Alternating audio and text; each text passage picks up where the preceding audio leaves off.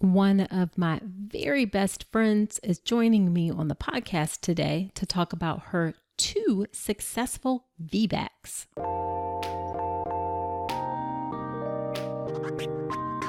Welcome to the All About Pregnancy and Birth podcast. I'm your host, Dr. Nicole Calloway Rankins, a board-certified OB GYN physician, certified integrative health coach, and creator of the Birth Preparation Course, an online childbirth education class that will leave you feeling knowledgeable, prepared, confident, and empowered going into your birth.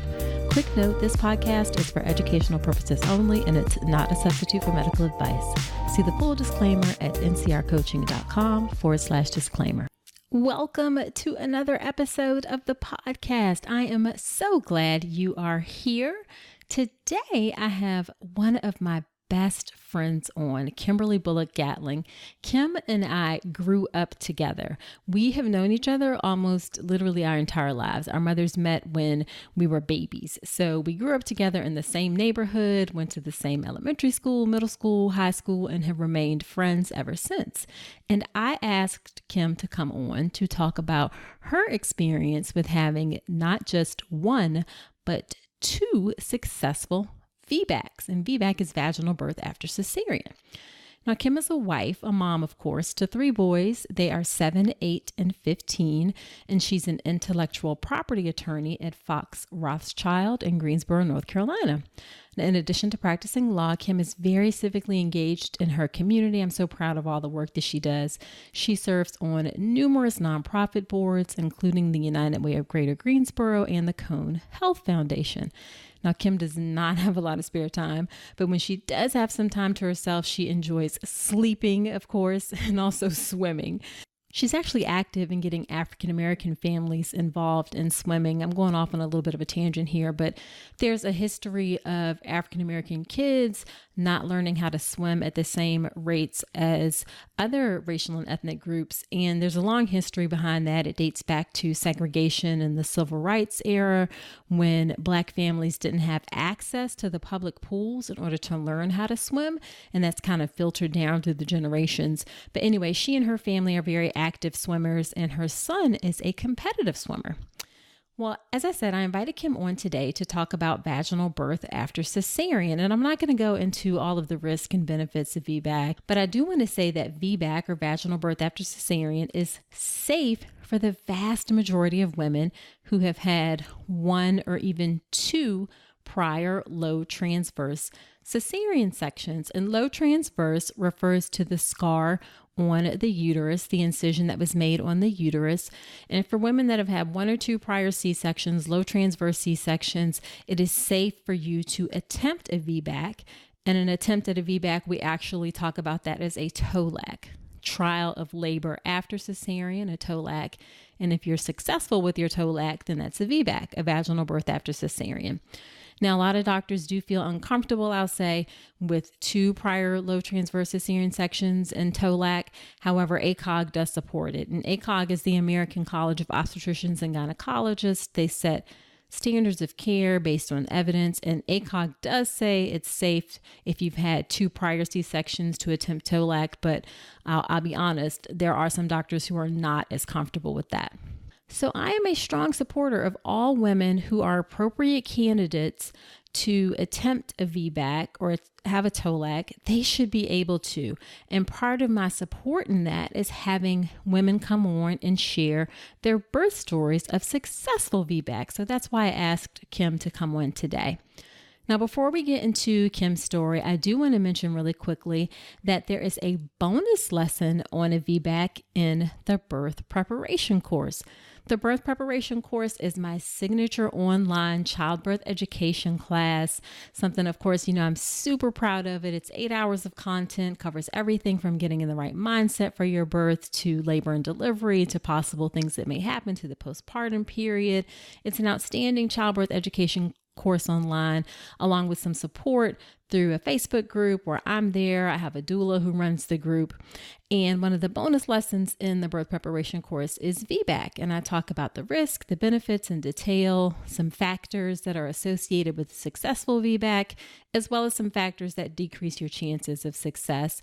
And I also go over some specific clinical scenarios that sometimes make doctors uncomfortable with VBAC.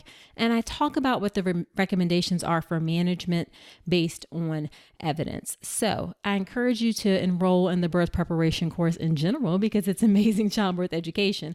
However, if you happen to be someone who's thinking about VBAC, then I got you covered in the course as well. Okay. Without further ado, let's get into my conversation with my bestie Kim about her 2 successful VBACs. So, hey, Kim, thank you so much for being on the podcast. I am so excited to have one of my day one best friends on the show. I am happy to be here. Yeah, so I asked you to come on to share your experience with having not 1, but 2 successful VBACs. And I thought we would start off just by having you tell us about you and maybe your work and your family. Sure. So I am 44 years old, and like you've mentioned, I've known you pretty much for all of those 44 years. Yes, we have literally all known each other pretty much our entire lives since we were babies. Exactly. Growing up in Hampton, Virginia, and being besties since infancy. Yep. Now I am a practicing intellectual property attorney in Greensboro, North Carolina. I've been married for almost 20 years, and I have 3 sons, ages 15, 8, and 7. And my last 2 are 18 months apart, as some people call twins the hard way, which I definitely believe. Of course, I have to add that the youngest son is my surprise baby that has me wrapped around his finger.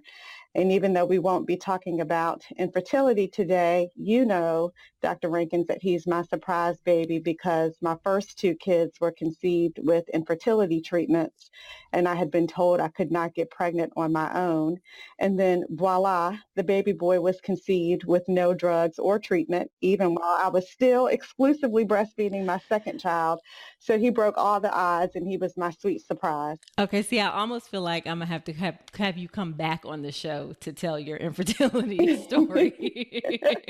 That's quite a journey.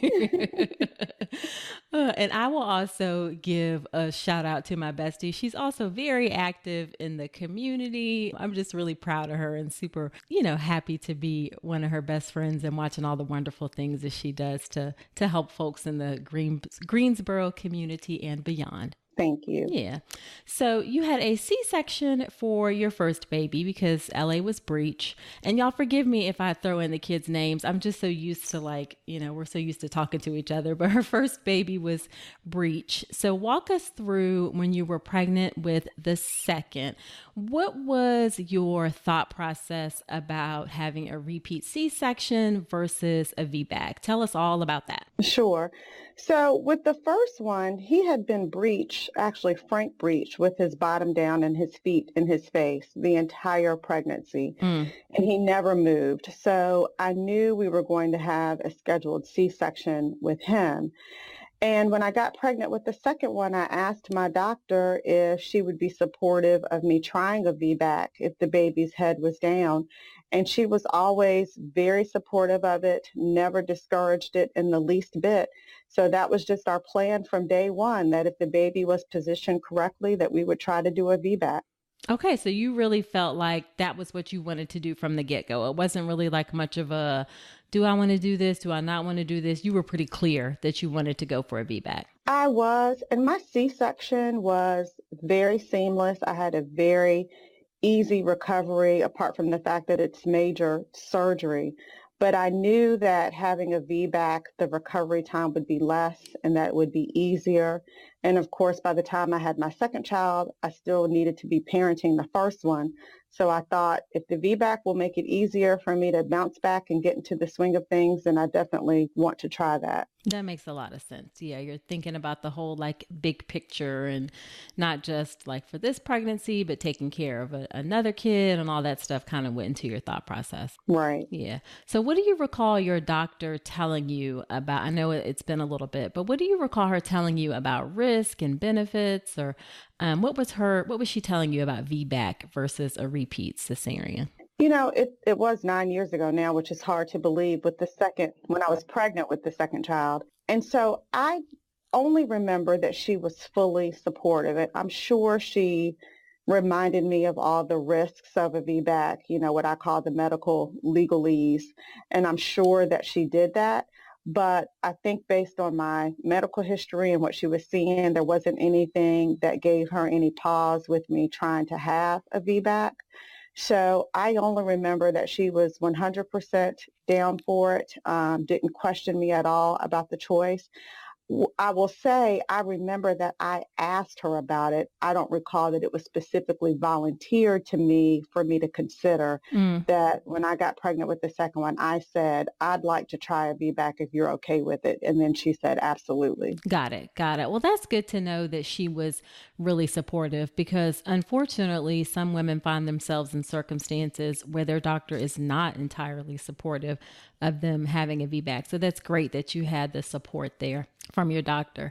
Now, speaking of support, was there any decision or discussion between you and Danny, between you and your husband about VBAC versus cesarean? I don't recall that. He probably did not even know enough to understand the difference. I mean, he had been there through the C-section. He knew what that was like, but he certainly didn't give me any pushback. I didn't get pushback at all from anyone on the medical staff or family-wise. So I was in a great position that everybody was on board with me trying it. That's really awesome. Really, really awesome. And you were in Greensboro at the time. I was. Yeah, yeah. So what research did you do to prepare for your VBAC? I am a doctor's worst patient because I stay on Google. So I probably just did a lot of Google searching on VBACs. And it's funny because since the first one was a planned cesarean, when I took the birthing class, I totally zoned out on everything relative to labor and delivery because I knew that wouldn't apply to me. I only really listened on the C-section portion. So I really was a little out the loop in preparing for the VBAC because I did not go back and take a refresher course. So any information that I got probably came off of the internet. Right. Right. Did you ever take any like questions and things back to your doctor, or were you just kind of deep in Google and looking up stuff yourself? I was probably deep in Google, but I have to say I was crazy about researching anything relative to the health of the baby or the pregnancy. But when it came to delivery, either way, C-section or VBAC, I just kind of had the thought the baby will get here some kind of way. It never really concerned me to the point that I was scared or had a ton of questions about it. And plus, you have to remember, Nicole, I had you. So anything I didn't ask my doctor, I was just texting you. Yeah. Oh, yeah, that is true. That is true. So, but it sounds like you took more of a kind of like, even though you were doing your research, you had kind of a laid back approach. Like if it happens, great. If I end up with another C-section, then I'll be okay with that too. I absolutely felt that way. And again, my experience with my C-section had been very good. So I had no trepidation about having to go back into a C-section if that was medically required. So yeah, I was just kind of, whatever happens, happens, and it'll be fine so long as the baby's okay. Right, right. That does probably help a lot that your I remember your recovery from your first C-section being pretty easy. So that probably helped a lot to make you feel at ease that if it came to that, then it would be okay. Right. Yeah. So go ahead and tell us now about what your birth experience was like for that first VBAC. Sure. So the first VBAC was with my middle son. He's the only child that has a summer birthday. He was born in early August, and I was 35 weeks pregnant and went to work that morning feeling perfectly normal, ready to start my work day. Probably got to work about 8 a.m. And an hour later, my assistant walked into my office to say good morning, like she did every day. And we would sit and chat in the morning. Right. And she walked in my office and said good morning. And I was facing my computer. And I turned around to say hi to her and to start talking. And I said, and she looked at me and said, what's wrong? And I said, oh my gosh, I think my water just broke. And literally, as I turned my chair to speak to her, Right. I felt a gush of water. So, of course, I immediately started panicking. For one, I had never experienced my water breaking Right. because I had the planned C-section with the first one. And more importantly, I was only 35 weeks pregnant. Right. So Right. it was not supposed to be happening Right. that early. But my assistant, who's over 25 years older than I am, a grandmother, mother to 3 adult sons, completely went into mother mode, came and calmed me down, got Danny on the line, told him what was going on. He came and picked me up from work, and then we went straight to the doctor's office because it was on a weekday morning. Right. And so when I got to the doctor's office, my OB said, okay, let's just confirm that his head is still down, and then you're going to the hospital to have this baby. Right. Because as you know, the risk of infection goes up with the water having broken. And so she decided we were far enough along that we would go ahead and deliver the baby. So they did an ultrasound in the office, confirmed that his head was in fact down. So my doctor said, yep, we're doing a VBAC. Let's go. And so I went to the hospital and let me, before you talk about going to the hospital, how is that for you? Because I know you are a super planner. So how is that for you that things kind of came out of nowhere? Oh, it was crazy because again, I was at work, like I was planning to have my normal work day. And so it was funny when I went to the doctor and they did the ultrasound and said, okay, head down, we're ready to go. My doctor said, go to the hospital. And my doctor's office is literally across the street from the hospital. And I said, oh no, Dr. Cousins, I have to go home. Like I have to get my bag. And at the time I didn't work from a laptop at work. So my laptop was at home and I said, I have to go get my laptop. I am not going to the hospital without my laptop. Right. So she said, you have 1 hour to go home and get your things and to report back to that hospital. So of course I went home and I was taking my time because I wasn't in labor. I wasn't feeling any contractions. So I'm getting everything together for my oldest son, knowing I'm getting ready to go into the hospital for a few days. And apparently I took too long because the hospital called me on my cell phone and said, Dr. Cousins said you were supposed to be here like an hour ago. Where are you? Right. So I finally made it in. And again, I wasn't in labor, so they had to induce me. So they hooked me up to the Pitocin IV. And that took several hours to kick in. Okay. So for most of the time, I was just up on my computer working like nothing was going on. Right. And then the labor finally started to intensify and I started getting some hard contractions. And I will say I had never been opposed to getting an epidural or any other type of medication, but I had decided that I was going to wait as long as I could to see if I could do it without medication. But that labor was no joke. So by the time they got really bad, I said, okay, I want an epidural. And literally over an hour went by and I was in really, really hard labor. But some emergency had happened at the hospital and there was no one available to give me the epidural. And yeah, this is something that I have, I try to tell what some women don't realize. An epidural is considered elective and not, if there are other emergencies in the hospital, you may have to wait. Oh, yes. And I waited over an hour. That was probably it was the hardest hour of the entire delivery between when I asked for the epidural and when I finally got it. I think I probably zoned out during that hour trying to manage it. But then they finally came in, the anesthesiologist, and she administered the epidural. And once she got it in, they laid me back down. And very quickly, I could feel one side of my body going numb. And I mentioned to the nurse, I said, I'm only numb on one side. I still feel everything on the other side. And so she said, okay, that's normal. Let's turn you on your side. Right. And so they turned me on my side. And literally, as soon as I got on my side, I said, I feel like I need to push. Mm, And the nurse was like, I don't know about that. Let me check you. So she right. rolled me back over. Right. Do you remember And how dilated you were before you got the epidural? I do not. Okay. Okay. I do not remember that. It wasn't a whole lot though. In fact, they thought that because I was tensing up so much during the contractions because I wasn't really relaxing, they felt like I was, I guess, stunting the dilation, or I'm not using the right term, I but know what you mean. Right. yeah, they kept saying, you need to relax, you need to relax. So when she turned me back over, because I said I need to push, she was like, oh my gosh, you're right. The baby's about to come out.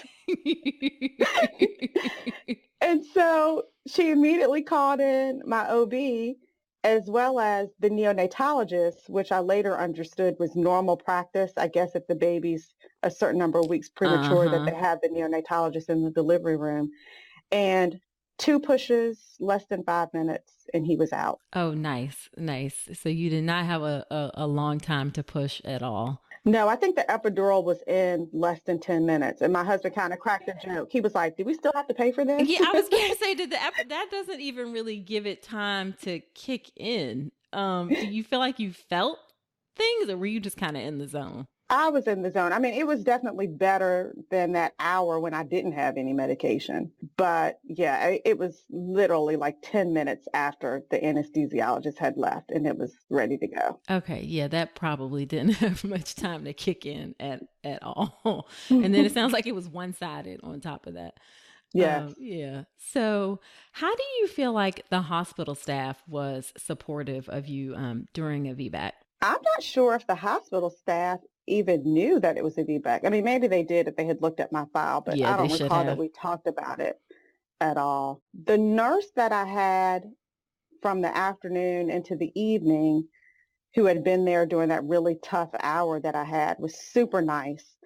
And then the shift changed. And so right before I had the baby, I got a new nurse. I didn't like her as much. Okay. Um, she was kind of mean, actually. Oh. Just I not, she just know. wasn't friendly? She was not friendly. And in fact, the prior nurse who had been there with me the whole afternoon and evening wanted to stay with me a little bit longer. And the new nurse was like, no, I got this. Oh, dang. Oh, that always upsets me when people don't have a good nurse, because it makes a huge difference. Your nurse is with you for so much of your labor. So it Yes. makes a really big difference to have a good nurse But thankfully, I had the nice nurse throughout pretty much all most of of it, the except time. for the Yeah. last 30 minutes. Okay. Yeah. Okay. So from start to finish, when your water, like what time was it when your water broke? And then when did you deliver? So my water broke about 9 a.m. I probably got to the hospital a little before lunchtime. And I think he was born, oh, it's been a long time, maybe 7 o'clock that evening. Okay. Yeah, because like I said, for hours, it was just nothing. I was on the Pitocin, but Uh-huh. I wasn't feeling anything. It was really only that 1 hour without the epidural that it was really bad. Okay. Okay. Then things kind of kicked up, and then voila, baby was here. And Yes. then did he stay with you, or did he have to go to the NICU, or how did that work? So when he came out, the neonatologist, of course, was right there. Before the neonatologist even weighed him, he looked at him and he said, oh, he's just fine. And in fact, the neonatologist said, he's about 6 pounds. And then they put him on the scale and he was 5 pounds, 15 ounces. Okay. So no, he never went to the NICU. He, did the normal thing in the nursery and stayed with me, and he was just fine. He went home in 2 days with me and did great. Awesome. Yeah. Very often for folks listening, it's the case that babies that come a little bit early, they just got done early. And very often a 35 weeker will go home. That's different than if you were induced at 35 weeks for some reason, then kind of like your water breaking or going into labor at 35 weeks. So I know you were glad to have that experience where you didn't have to worry about having a baby in the hospital. Yes, Yeah, very thankful. for sure. Okay, so then fast forward just a few months later, and I'm trying not to laugh, but I distinctly remember when you told me you were pregnant the third time. And you were like, oh my gosh. Oh, goodness. So tell us about baby number 3, the surprise baby, and VBAC number 2. What was that pregnancy like for you? So total shock, as you know. I literally found out I was pregnant and then decided I was going to stop breastfeeding number two because he was only 9 months old. And I said, mentally, I cannot fathom still breastfeeding a child knowing I'm pregnant. So Right. I cut him off. Did you just cut him off right away or? I literally cut him off cold turkey. Oh, okay. Did that hurt? Because it can be hard to just sort of quit breastfeeding cold turkey. No, because he was 9 months That's true. old. So he was eating some solids then. Yeah. Yeah, Yeah. he was eating food. Okay. And it was just a mental thing for me because, as you know, it took me weeks to like accept the fact Process. that, Yeah. oh my gosh, I am pregnant again. Yes. And how old were you at the time? I was, let's see, how old was I? I was 35 when I had the second one. So I guess I was 36 or 37 when I got pregnant with the third. So we're not even going to add the whole like, and we can even, I don't know, did your doctor talk to you about advanced, you're very healthy and everything, but advanced maternal age or any of that stuff, did any of that kind of come into play in your mind? Well, since I had been 35 with the second one, they had already done some of that genetic testing that they do when you're 35 with Right. the second one. But it's funny, even in that short 9 months, the protocol still had changed a little bit, and they did even more testing when I was pregnant with the third one. But I was healthy and didn't have any concerns. The only thing differently the doctor did with the third was that because they could never explain or we never knew why my water broke at 35 weeks with the second one, she had me to take progesterone shots during my third pregnancy. I guess that was maybe during my third trimester. I gave myself a shot every week just to make sure that the baby would stay in. And he did stay in until 39 weeks. Okay. Yeah, that's something called Makena. Or there's a generic for it now, progesterone shot for the listeners. And it does help prevent, when somebody has a preterm delivery the first time, it helps prevent it the second time. And it's a weekly injection. Well, while we're there, how was that? How was it hard to do those injections? And how did that make you feel? Well, because I had gone through all that infertility treatment with the first and second child, I was used to shots, so that didn't scare me. But the progesterone shot, unlike the infertility shots, was intramuscular. So I had to have my husband give it to me because he would give it like somewhere in the buttocks area, like in that muscle. Uh-huh. So he got trained by the doctor on how to do it, and we just had a day every week. We'd pull out the shot and he'd do it. So it didn't bother me. I was used to having shots. Okay. Okay. And I can't, why am I blanking did you do IVF with the first one? Not with the first one. With the first one, I did Clomid, several rounds of Clomid to get pregnant with him. And then if you remember, Nicole, I had two miscarriages Yeah. in between the first and the second. And both of those pregnancies came from Clomid. And then the Clomid stopped working. And so we did IUI with the second one, intrauterine insemination, and that didn't work. And then we finally did IVF, and that worked with the second child. Okay.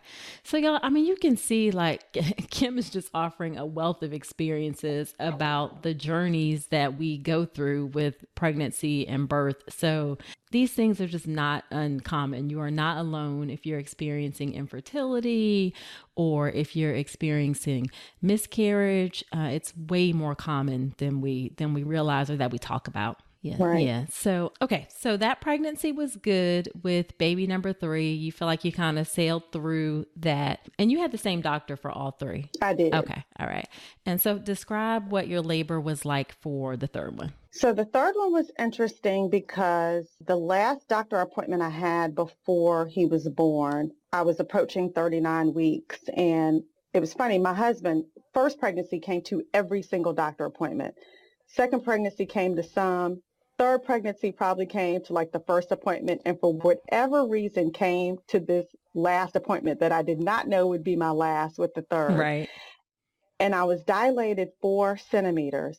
And the last thing the doctor said was, hey, listen, once this thing gets going, I need you to go straight to the hospital because I don't think it's going to take very long for this baby to come out. So that had Danny on complete pins and needles because he was so worried about having a baby at home or Right. in the car. So it was Super Bowl Sunday, and we had some friends over to watch the game. And throughout the entire game, I was having what I thought were Braxton Hicks contractions. And so I would pull my shirt up, and we were laughing because my stomach would ball up and the baby would be all lopsided on one side, just not even thinking that it might be real labor. So the game ended, we cleaned up, went to bed about midnight, and I said to Danny, I feel like if I just pushed hard enough, this baby would fall right on out. And we just laughed about it and went to sleep. 3 hours later at 3 a.m., my water broke in my sleep, and it woke me up. Mm. And so I woke Danny up and I said, I think my water broke, but I'm really not completely sure. Right. So again, because he's so nervous, all he's thinking about is Dr. Cousins said this is going to go quickly. Right. He is like up and fully dressed, car running, ready to go. And I'm still in the room and I'm on my iPad Googling what's the difference between urine and amniotic fluid. Because I was trying to make sure I hadn't just peed in the bed. Right. You know, I was 9 months pregnant. That might Right. not be unusual. I had been up late. Right. You know, we had friends over. Right. And he was like, Kim, if you don't get in this car and let's go. And then who was watching the kids? Like, did you have to arrange childcare, or was your mom there, or what? Thankfully, I had called my mom in. And it's funny, she wasn't supposed to come until that day, Sunday, the day of the Super Bowl. But when we had gone to the doctor the prior week and the doctor said, this is going to go quickly, I said, you know what, Mom, why don't you go ahead and come on Friday? Don't wait until Sunday. So she had already been at the house. Okay. And of course, we woke her up and told her that we were leaving to go to the hospital. Right. So let's see, my water broke at 3. Of course, I had to go log onto the computer and email work and tell them I wasn't going to be in today. And I was getting the major side eye still from Danny because car is running Right. in the driveway, Right. ready to go. And so we got to the hospital about 4. And when they took me into triage, the triage nurse said, you know, how far along are you? 39 weeks. When was the last time you went to the doctor? Oh, just last week, a few days ago. Were you dilated any? I said, yes. She said I was dilated 4. And she was like, okay, well, you're not going to triage. We're sending you straight to a room. And they did. They got me in the room. I got settled. They called my OB and had to wake her up, obviously, in the middle of the night. Right. And so this time, unlike the last time, I said, I want an epidural. And my contractions were not even bad, but I was not waiting like I did the last time. Right. So the anesthesiologist came in and administered the epidural. And then my doctor said that she was going to lie down and to take a nap, Okay. and that she would get called when it was time for me to deliver. So then it was literally a repeat of the first VBAC where I got back down after having the epidural. I told the nurse I was feeling the medication on one side, but not feeling it on the other. Right. And then the nurse told me to get on my side, which I did. And as soon as I got on my side, I said, I feel like I need to push. Right. And the nurse was like, well, that's kind of early. Are you sure? I said, yes, I feel like I need to push. So they rolled me back over and the nurse was like, it's time. So my doctor had not even made it all the way down the hallway where she was going to take her nap. Oh my gosh. They called her back in and one push and the baby was born. Oh my goodness. This is like the amazing, like the way women's bodies work. You just cannot predict how labor is going to go. So just before the epidural, you weren't even like hurting that much, or was it like just starting to kick up? I don't recall any painful contractions at all with the third one. I mean, I probably felt them, but remember, I had apparently been in labor all through the Super Bowl and didn't think I was in labor. So, you know, I may have been feeling the contractions, but they weren't what I would call painful. And because I was preemptive this time and said, I'm getting this epidural before these contractions get bad, it just never got bad at all. Right. And then you got the epidural, which again probably didn't have much time to kick in. And then one push and baby's here. Right. Wow. 2 wasted epidurals. So very smooth pregnancy, delivery. Did you tear after either one? You know, I did tear after one of them, although I can't remember which one it was. I want to say it was the first VBAC Okay. that I tore, but and I think I had some stitches, but I literally had no pain or soreness after either VBAC. So I can't even tell you for sure which one it was because I never felt anything. Gotcha. So then how did your recovery compare from your vaginal birth versus your cesarean? So with my cesarean, I do recall being sore, and I recall taking a little ibuprofen after I got home. But, it was fine. It's still major surgery, but I was sore for a couple of weeks. With the VBACs, it's literally like nothing. I mean, both times after it was over and they let me get up, I was just walking around like nothing even happened. Right. So definitely easier than you. I mean, your cesarean was easier, but your vaginal birth recoveries were even easier. Yes. And with the last one, because he was born at like 5 a.m. on a Monday, I decided I was not staying in the hospital for 2 nights. So we left on Tuesday, the day after he was born, and got home and settled with the new baby. And I got in my car and drove to daycare to pick up the second one. And when I got to daycare, they were like, didn't you have a baby yesterday? Because I was by myself Right. picking up the middle child from Right. daycare. And I was like, yeah, I did Right. yesterday morning. I'm good. The things women do sometimes, you just kind of get going and because you got stuff to do. That's right. Yep. So I want to wrap things up by asking you to share your advice to the listeners. Are there any resources that you found useful in particular? And if you didn't find any, that's fine. But were there any resources that you found useful as you prepared for pregnancy or for your VBACs in particular? Well, again, that handy internet probably was useful in a lot of ways, but I'm also one that probably did not get fearful of the random 1% chance of bad things that could happen. So I got a lot of good information that way. Obviously, talking to my doctor, having friends like you, Nicole, that I could bounce things off of. Mm-hmm. It's funny. I was thinking, I don't think I have any personal friends that had VBACs. So I didn't really have a close friend to go talk to about it because all of my friends that had C-sections elected to do C-sections the second time. Oh, interesting. Okay. Yeah. So I was kind of the first person in my circle to go and do a VBAC. Huh. Interesting. So then what would you tell women who are thinking about a VBAC versus a repeat cesarean? I would definitely say, for one, don't stress either way. Like, I'm a high believer in the baby will get here, do what's most comfortable for you. It's not a competition regarding which way you have a baby. Yep. Nobody even cares how the baby got here once the baby's here. But having said that, if there's no medical reason suggesting otherwise, the VBAC is so much easier and the recovery time is so much less. I think any woman that has a successful VBAC appreciates doing that versus having another C-section. Okay. And did you connect with any other, have you since connected with other women who made the decision to have VBAC and they said something similar? You know what? I don't think I have. Huh.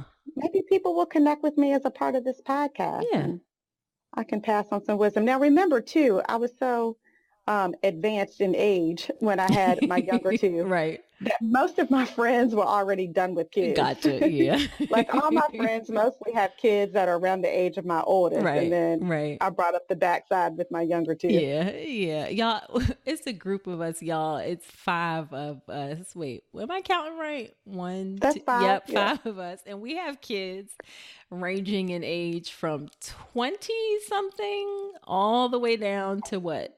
2? So, 2. So the 5 of us have quite a range of experiences of birth. So anyway, the last thing I would ask is, what is that? I don't even know how you can boil this down to one piece of advice, because you were a busy working woman. You had to go through infertility treatment to have a baby. You had miscarriage, you had cesarean section, you had VBAC. So if you could pick one piece of advice or a couple pieces of advices you would tell other women as they get ready for birth, what would you tell them? What would you want them to know? The biggest thing is to not stress out. So many things we worry about during pregnancy and with regards to the delivery. At the end of the day, if you have a healthy baby, none of that ever matters. I think women put so much pressure on themselves and have these really, strict birthing plans. In my opinion, you just need to be flexible and go with the flow and just want to get to the end result of having a healthy baby. And no matter what happens in the steps leading up to that, at the end of the day, nobody cares and it won't matter at all. That is excellent advice for sure. To be flexible and go with the flow of birth, because birth is unpredictable and none of us can really plan exactly how things will go. So being flexible is key for sure. And one other thing I would add for professional women, having the C-section the first time and knowing I would have to have the C-section was nice because we knew exactly the date. I could prepare all of my work projects. I knew what my last day of work would be. And that definitely aligns with us type A professional women. And then like with the second one, totally out the blue at 35 weeks. And here I am having a baby. But again, all the things that I thought would have mattered in terms of trying to plan and make sure I had managed everything accordingly with work, it didn't matter. And it all worked out just fine. So I think we also have to let go of that wanting to have some level of exactness with planning for our delivery and just let it happen however the way God intends for it to happen. And all the other stuff that we care about will work itself out. That we think we care about so much will work itself out. That is an absolute perfect place to end. So Kim, where can women connect with you if they want to connect with you on social media or anything like that? Are you on social media? I am. I'm on Facebook and Twitter and Instagram. My handle is easy. It's Kim Gatling for Facebook and for Twitter. And for Instagram, it's Kim Bullgat, KIMBULLGAT. And you can Google me and find me and get all my work info and email me as well. All right. Well, thank you so much for being on the podcast. Again, super excited to have one of my day one best friends on the show. I really appreciate the time because I know you're super busy. No problem. Thank you. I'm so proud of you too. Oh, thanks. Okay. I'll talk to you later. Love you to pieces. Love you too. Okay. Bye-bye. Bye. Oh, no, that was just so much fun talking to my friend. I'm really grateful that she came onto the podcast today. Now, after each episode where I have a guest on, I give something called Nicole's Notes, which are just my top 3 or 4 takeaways from the episode. And let me tell you what my notes are for today's episode. Number 1, I just love how her doctor was so fully supportive of her having a VBAC. Not just her doctor, but also the hospital was supportive of her having a VBAC. And it was never really much of a question, although she went over the risk and everything. Just from day one, it was clear that she was on board. Her doctor even went so far as using Pitocin. Some doctors aren't comfortable using Pitocin in the setting of VBAC. I am, and many doctors are, but some aren't because it does slightly increase the risk of something called uterine rupture, which is the catastrophic outcome that we worry about with VBAC. But her doctor was really supportive of everything. And there are supportive doctors out there. That's why I'm saying this. I want you to know that there are supportive doctors who exist, who will be there for you if you want a VBAC. You may have to look for them, but the supportive doctors are there. Number 2, and this is perhaps the most important thing I can say to a woman. It is actually the most important thing for a woman who is considering TOLAC or wants a VBAC. You need to bring it up early. Kim says she brought it up really early in her prenatal care. Her doctor hadn't even brought it up yet. And maybe her doctor was, going to get to it later on, but Kim brought it up that I want to have a VBAC. I suggest that if you're thinking about it, you do the same thing. The first appointment is not too soon to bring it up. And the reason I say that is because there are some doctors who do not support TOLAC or VBAC, and there are hospitals that don't support VBAC. So you really need to know upfront and early if your doctor and hospital are on board or not, because if they're not, then you want to be able to have plenty of time to find options to support you. And I will say, I've seen it one or two times where a doctor doesn't even mention until towards the end of pregnancy that they don't support VBAC. And then it's like, well, we're scheduling your repeat C-section. It's like, whoa, wait a minute. I don't want a repeat C-section. And you're finding out that your doctor doesn't support it or the hospital doesn't support it. You do not want to be in that situation. So if you're thinking about VBAC, then ask early. And then the last thing, and this is a recurring thing that I say and that I'll say over and over again on the podcast and that Kim mentioned as well, you need to be flexible with the process of birth. You need to be comfortable with going with the flow and understanding that you can't control everything. And that those things that you spend so much time worrying about, they typically end up being fine in the end, well in the end. Birth is an unpredictable process and you need to be flexible with that. That's how you're most likely to be fulfilled and happy with the outcomes. When you can relax into it, be flexible, go with the flow, control what you can. That doesn't mean that you don't plan at all and you just kind of throw caution to the wind. Absolutely not. You control what you can, but you know that you're flexible and can go with the flow again of that process of birth. So that's it for this episode. I would love to know what you've heard about VBAC. If you know anybody who's had a successful VBAC or who had trouble with finding someone who was willing to support VBAC, I'd love to hear about it in the All About Pregnancy and Birth podcast community on Facebook.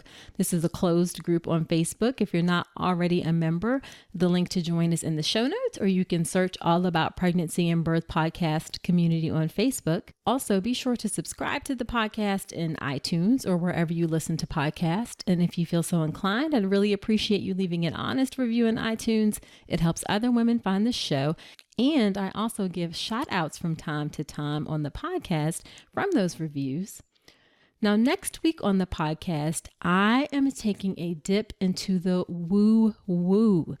I have Nicole Calloway on. She is an energy coach who helps moms. Now, trust me, it's actually not as out there as it sounds, and she gives some really great advice. So come on back next week. And until then, I wish you a healthy and happy pregnancy and birth.